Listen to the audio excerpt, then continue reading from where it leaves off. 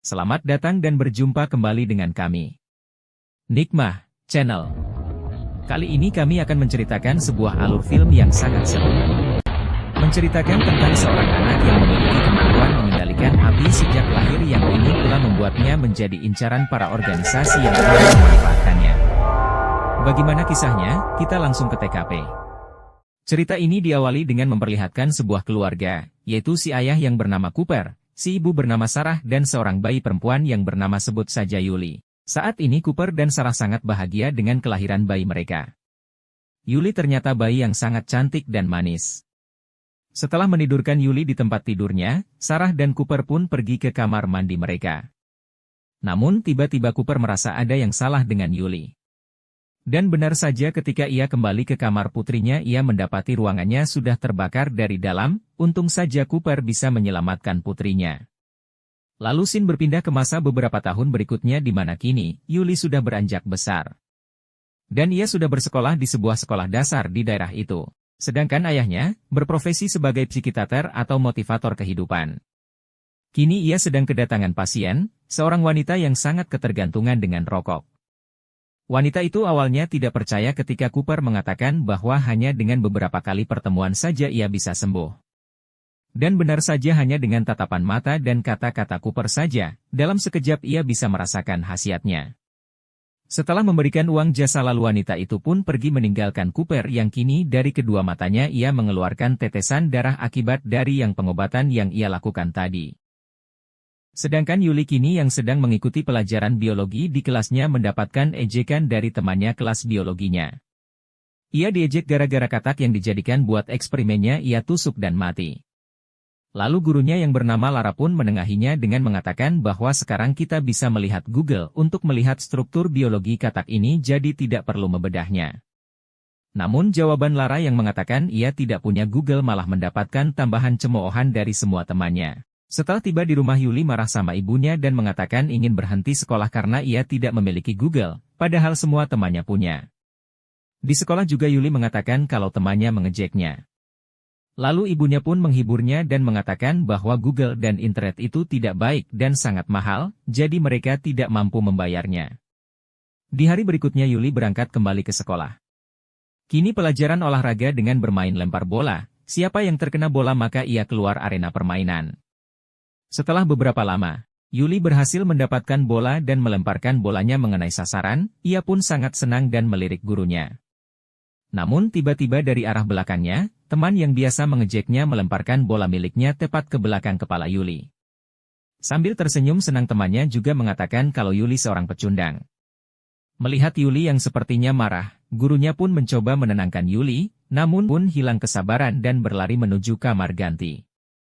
Melihat Yuli yang berlari pergi gurunya pun mengejar dan mengikuti Yuli. Hingga ia masuk ke kamar ganti, ia merasakan hawa dan udara yang sangat panas. Semua keran terbuka dan udara seperti uap panas menghalangi pemandangannya.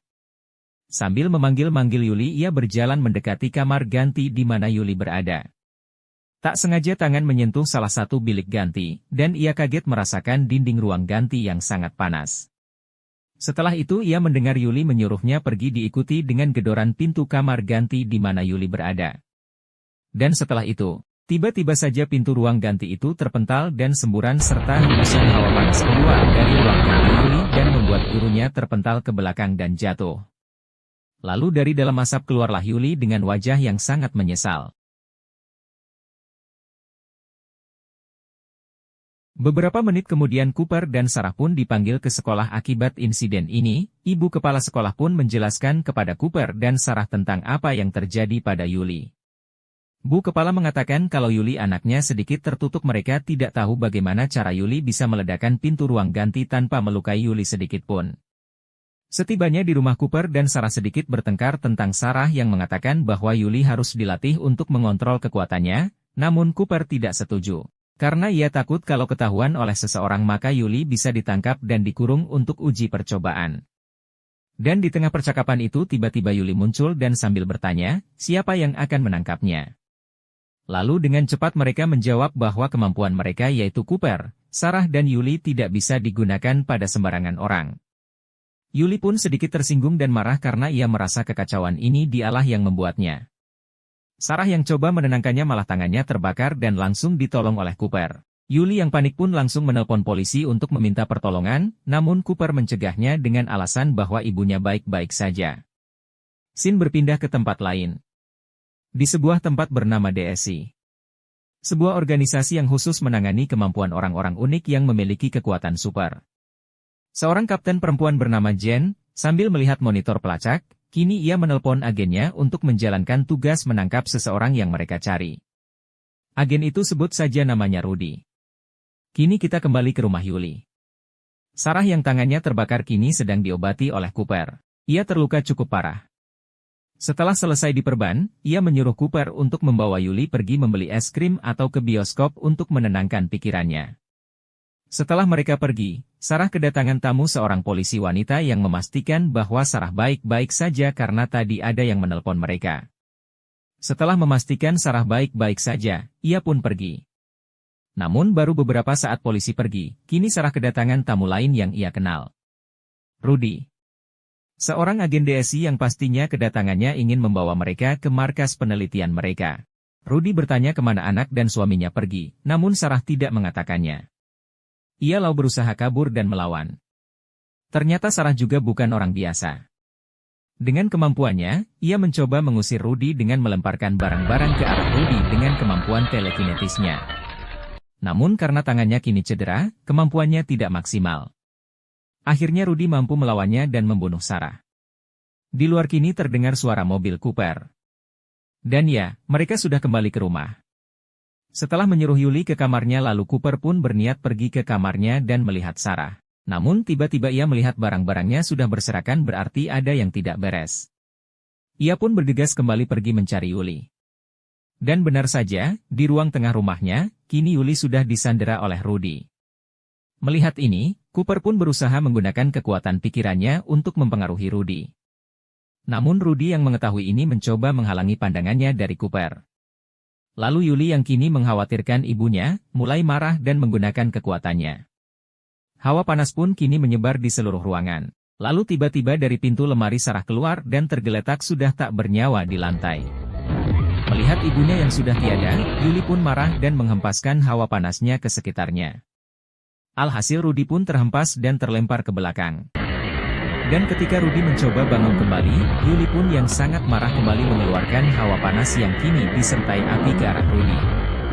Dan Rudy pun terlempar keras kembali ke belakang. Setelah itu dengan cepat Cooper membawa Yuli pergi meninggalkan tempat itu, ia takut kalau teman-teman Rudy juga berada di sana dan menangkap mereka.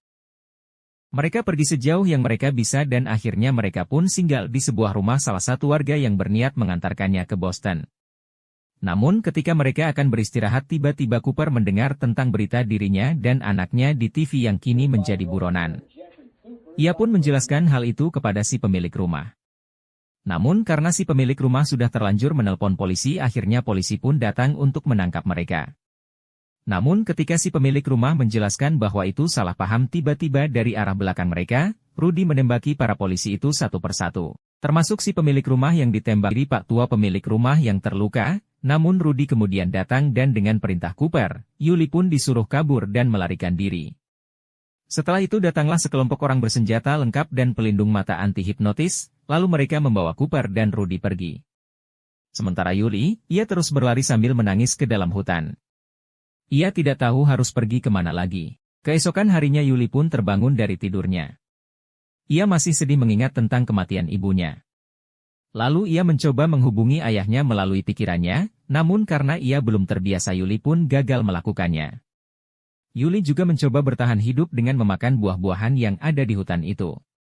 Dan ketika ia minum air dari sungai, Yuli tiba-tiba mendengar ayahnya memanggilnya. Lalu Yuli pun menengok dan kini ia melihat pula lokasi bangunan di mana suara ayahnya berada. Niat untuk menyelamatkan ayahnya pun muncul di benaknya. Setelah itu ia pun mempersiapkan diri dengan melatih kemampuannya.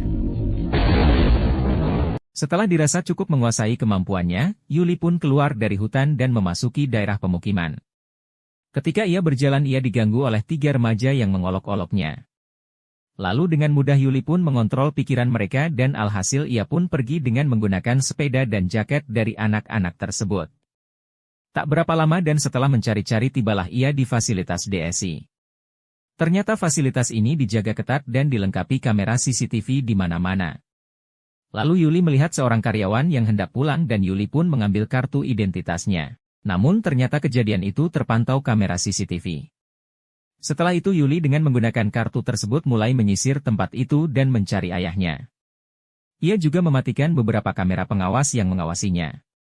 Dan tak lama kemudian sampailah ia di sebuah ruangan di mana di sana ia melihat ayahnya terikat di kursi tak sadarkan diri. Yuli sangat senang, dengan berlari ia menghampiri ayahnya yang dibatasi oleh tembok kaca sambil memanggil-manggil ayahnya. Setelah Cooper bangun ia kaget melihat Yuli sudah berada di sana.